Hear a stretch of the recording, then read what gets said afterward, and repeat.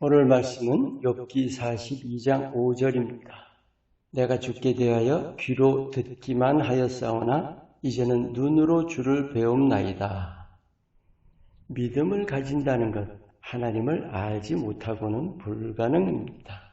근데 하나님을 안다는 것이 지식만으로는 한계가 있죠. 반드시 체험이 따라야 합니다. 체험 없는 지식의 믿음은 얕은 믿음, 약한 믿음이 될 수밖에 없어요. 얼마든지 흔들립니다. 오늘 이 말씀, 욥기 마지막 부분에 욥이 고백하고 있습니다. 그 모진 고난을 겪고 나서야 전에는 주를 귀로 듣기만 했는데 이제는 눈으로 주를 배움나이다. 고난을 통해서 하나님을 더 깊이 알게 된 것입니다. 고난이 바로 하나님 체험이다. 이 사실을 여러분과 좀 나누기 원합니다. 하나님 항상 함께 하시죠. 천지에 충만하시고 어디나 계시고 우리를 감싸고 계십니다. 이 사실만 가지고 본다면 하나님과 가까운 건 당연한 사실 아닌가요? 하지만 내 편에서가 문제죠. 내가 하나님을 가까이 하지 않고는 될 수 없는 일이에요. 하나님이 날 늘 가까이 하시듯 나도 하나님을 늘 가까이 해야 하는 겁니다. 그래야 하나님을 알아가게 됩니다. 근데 우리 마음 바탕이 참 중요해요. 반드시 경외함입니다. 왜 그렇게 중요할까요? 우리 사람끼리는 누군가를 가까이 하려 할 때 내가 원해서죠. 또 그 사람을 위하기보다 나를 위해서죠. 근데 하나님을 가까이 하려 한다? 우리 육신적인 바탕으로 하나님을 가까이 할 수 있어요? 사실 우리 육신의 바탕은 하나님을 배척합니다. 원한다 해도 순수한 하나님을 원함이 아니죠. 뭔가 받기 위한 거예요. 그래서 경외함이 필수입니다.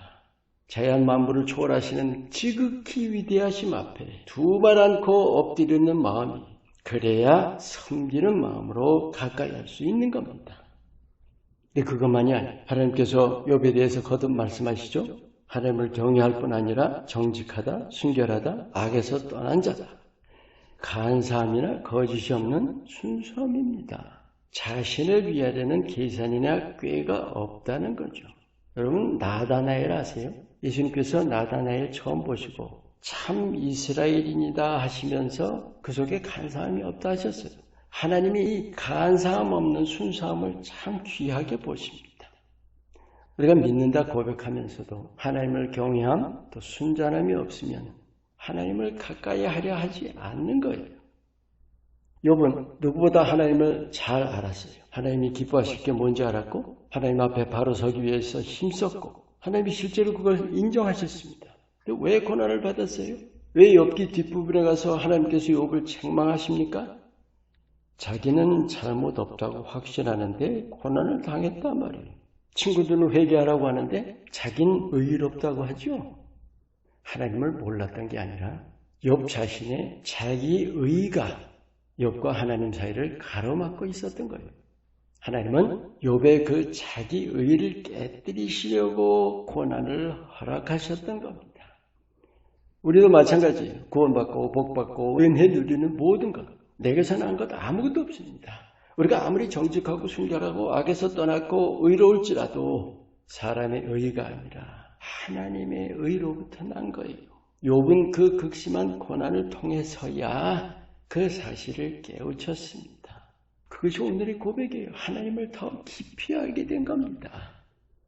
그래서 우리도 하나님과의 관계, 지식이 아닌 깊은 체험으로야 바로 세울 수 있습니다.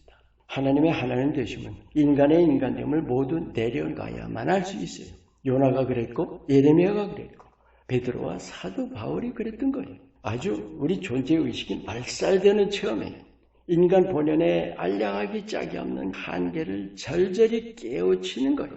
그게 하나님의 진정한 위대하심을 체험하는 거예요. 그래서 우리에게도 고난을 허락하시는 거죠. 때로는 극심한 고난도 주시잖아요. 우리가 예수님의 십자가를 통해서 하나님을 알게 됐다고 합니다. 근데 과연 알고 있느냐 말이에요. 하나님을 잘 안다고, 나 주님과 가깝다고 정말 담대히 고백할 수 있습니까? 참 많은 경우에 하나님을 바로 알지 못하면서 믿고 있기가 쉬워요. 욥은 하나님을 참 잘 알았는데도 진짜 중요한 하나님의 의를 덧입는 그 진리를 몰랐었던 거예요. 그러다가 그 극심한 고난을 통해서 하나님의 사랑을 깨닫게 된 거죠. 정말 중요한 포인트가 있어요. 하나님의 사랑, 하나님의 선하신 섭리, 하나님의 그런 거 제대로 모르고는 하나님과의 관계가 바로 될 수가 없다는 거예요. 믿음이 바로 설 수가 없어요. 그래서 우리가 믿음의 삶 속에서 좌절과 아픔과 슬픔 같은 여러 가지 어려움을 겪는 거예요. 그 어려움들이 곧 하나님을 체험해 가는 겁니다. 하나님을 더 깊이 알아가는 것이고 그것이 하나님과 더 가까워지는 겁니다. 아멘. 이상하게 여길 게 아니에요. 투덜거릴 게 아닙니다. 더욱더 내 존재를 내려놓고 하나님의 의를 덧입으면서 하나님과 더 가까워지고 더 친밀해지면서 여러분의 삶에 하나님이 더 크게 역사하시도록 하시기 바랍니다.